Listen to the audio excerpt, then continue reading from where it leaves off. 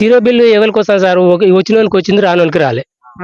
కొంతమందికి వచ్చింది zero bill అనేది, కొంతమందికి రాలే. బిల్లు పడుతుంది.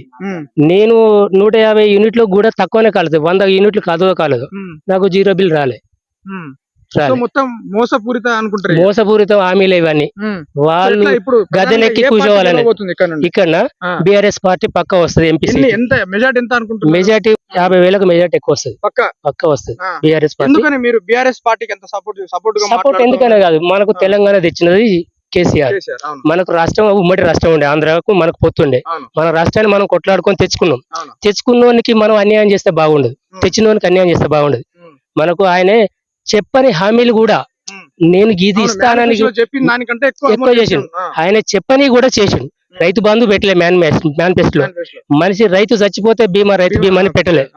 ఇదేంటిది ఆరోగ్యశ్రీ ఒకటి, కళ్యాణ లక్ష్మి అని కూడా చెప్పలే.